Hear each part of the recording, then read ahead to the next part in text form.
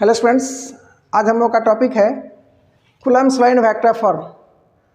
पिछले क्लास में हम लोग कूलम्ब्स लॉ इन स्केलर फॉर्म पढ़े थे। उसमें बताए थे कि जब दो पॉइंट चार्ज रेस्ट में होता है तो उसके बीच इलेक्ट्रिक फोर्स कितना लगता है। आज बताएंगे कि उसको वेक्टर फॉर्म में कैसे हम रिप्रेजेंट करेंगे। तो हम बता दें कि वेक्टर फॉर्म में कूलम्ब्स लॉ का एक्सप्लेन करने के लिए पोजीशन वेक्टर और यूनिट वेक्टर दोनों का कंसेप्ट क्लियर होना चाहिए। पोजीशन वेक्टर वह वेक्टर होता है जो किसी पार्टिकल का पोजीशन बताता है, और यूनिट वेक्टर वह वेक्टर होता है जिसका मैग्नीट्यूड 1 होता है और उसका यूज़ किसी वेक्टर का डायरेक्शन रिप्रेजेंट करने में होता है। तो इस वेक्टर फॉर्म में कूलम्ब्स लॉ को एक्सप्लेन करने के लिए हम क्या किए कि यहाँ पर दो चार्ज पार्टिकल पर कंसीडर कर रहे हैं। एक चार्ज पार्टिकल है जिस पर चार्ज Q1 है और दूसरा चार्ज पार्टिकल है जिस पर चार्ज Q2 है। इस Q1 चार्ज पार्टिकल का पोजीशन वेक्टर R1 है with respect to origin O, और चार्ज Q2 का पोजीशन वेक्टर R2 है with respect to origin O। तो फर्स्ट चार्ज पार्टिकल Q1 के रेस्पेक्ट में सेकंड चार्ज पार्टिकल Q2 का पोजीशन वेक्टर क्या होगा। तो हम यहाँ लिख सकते हैं कि R21 equal to R2 minus R1। ये वेक्टर में पढ़ा होगा तो लोग कि R21 इक्वल टू होता है R2 माइनस R1। अब हम इसमें कूलम्ब्स लॉ को लगाते हैं दो चार्ज पार्टिकल के बीच फोर्स निकालने के लिए। तो यहाँ पर F21 और F12 दो टर्म हम लिखे हैं। ये देखो, फर्स्ट चार्ज Q1 के द्वारा सेकंड चार्ज Q2 पर जो फोर्स अप्लाई होता है उसको F21 से रिप्रेजेंट किया जाता है, और फर्स्ट पर सेकंड के द्वारा जो फोर्स अप्लाई होता है उसको F12 से रिप्रेजेंट करते हैं। तो F21 का मतलब हुआ कि force on second charge particle applied bye first charge particle, and F12 का वैल्यू होता है force on first charge particle applied by second charge particle. तो हम लोग दोनों को एक एक करके निकालते हैं। पहले निकालेंगे कि force on second charge particle applied bye first charge particle कितना होगा, F21। तो लिखेंगे हम लोग F21 इक्वल टू, इसको हमको वेक्टर फॉर्म में लिखना है। तो वेक्टर फॉर्म में लिखने के लिए हमको मैग्नीट्यूड और डायरेक्शन दोनों चाहिए। तो मैग्नीट्यूड हम पीछे पढ़े थे उससे लाएंगे, और डायरेक्शन अभी हम बताते हैं।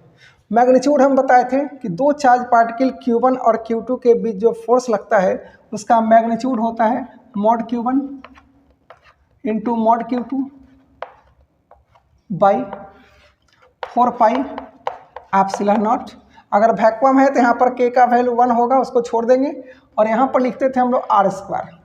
तो R का मतलब था कि दोनों चार्ज पार्टिकल के बीच का डिस्टेंस, लेकिन यहाँ पर R21 है। तो R21 को हम क्या करेंगे कि R21 हमको चूँकि Q1 Q2 के बीच का लेंथ चाहिए, तो R21 का मॉड लिखेंगे हम। मॉड मतलब मैग्नीट्यूड, तो यहाँ लिखेंगे R21 वेक्टर R21 का मॉड और इसका स्क्वायर। ये फोर्स का मैग्नीट्यूड हो गया। इसका डायरेक्शन कैसे रिप्रेजेंट करेंगे, तो इस F21 का जो डायरेक्शन है ये R21 के डायरेक्शन में है, वेक्टर R21 के डायरेक्शन में। तो इसके डायरेक्शन में हम एक यूनिट वेक्टर लिखते हैं, वो होगा R21। R21 पर कैप यूनिट वेक्टर है in the direction of position vector R21। जब ये मैग्नीट्यूड और डायरेक्शन दोनों हो गया तो यहाँ पर भी हम वेक्टर का साइन दे देंगे। तो ये Coulomb's law in vector form का एक फॉर्मूला हो गया। ये इक्वेशन नंबर 1, ये Coulomb's law in vector form हो गया। इतना पर हम लोग छोड़ सकते हैं, लेकिन और इसको क्या क्या हम लिख सकते हैं सब हम बताते हैं। इस R21 का वैल्यू होता है R21, ये वेक्टर का फॉर्मूला है, ये सबको याद रखना होगा। R21 का वैल्यू होता है R21 कैप का वैल्यू होता है vector R21 by mod R21। ये फॉर्मूला होता है। तो इसको हम यहाँ पर अगर रख दें तो लिख सकते हैं F21 vector is equal to mod Q1 mod Q2 by 4 pi epsilon naught mod R21 square,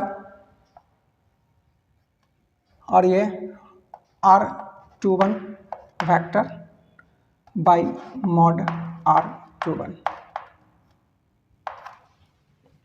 इतना लिख सकते हैं। अब इसको जब हम मल्टीप्लाई कर दें तो हो जाएगा और F21 equal to mod Q2 upon 4 pi epsilon naught. ये R21 पर स्क्वायर है, R21 पर पावर 1 है, तो ये हो जाएगा power Q, R21 vector mod power 3 और यहाँ पर होगा R21 पर वेक्टर। ये हुआ सेकंड, ये Coulomb's law in vector form का सेकंड इक्वेशन हो गया। अब है इस R21 का वैल्यू हम रखें तो यहाँ पर लिखा हुआ है कि R21 इक्वल टू होता है R2 माइनस R1, तो हम लिख सकते हैं और F21 equal to mod Q2 by 4 pi epsilon naught. इस R21 को लिख सकते हैं हम लोग mod R2 minus R1 whole cube और इनटू यहाँ पर R2 माइनस R1 इक्वेशन 3।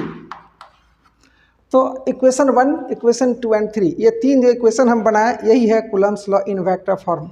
ये क्या वैल्यू देता है? तो force applied on second charge particle by first charge particle.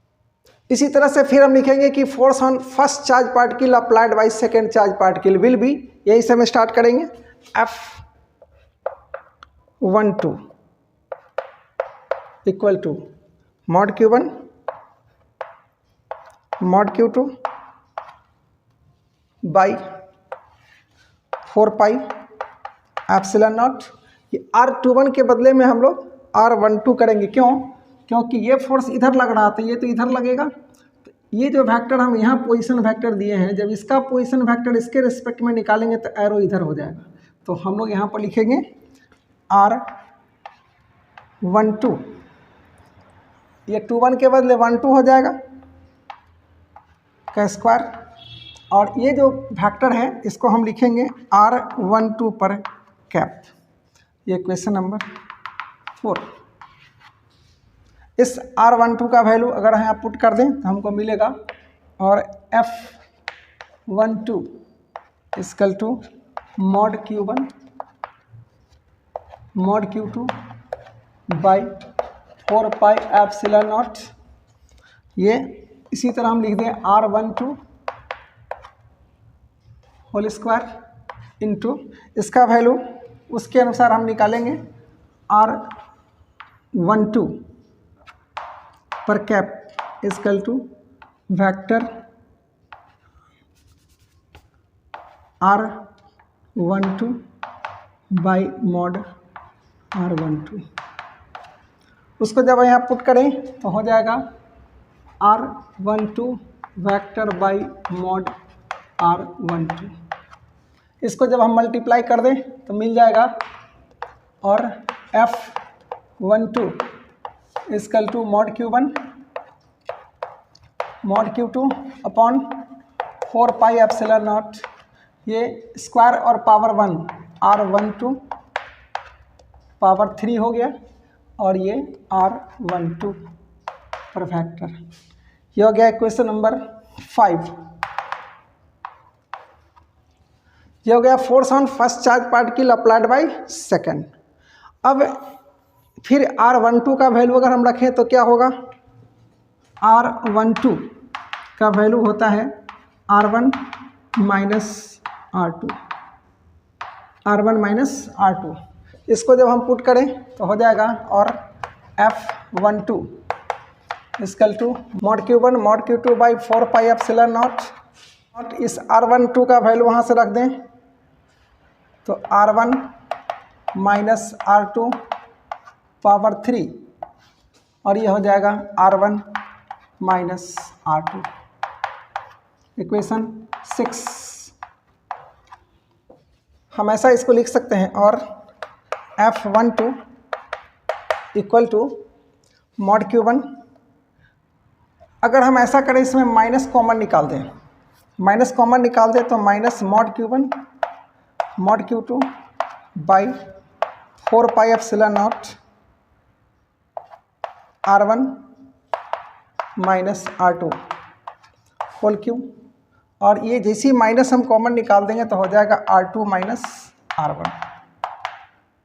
ये इक्वेशन थर्ड में ही था, इक्वेशन थर्ड में F21 का वैल्यू था ये, तो हम लिख सकते हैं और F12 is equal to minus F21।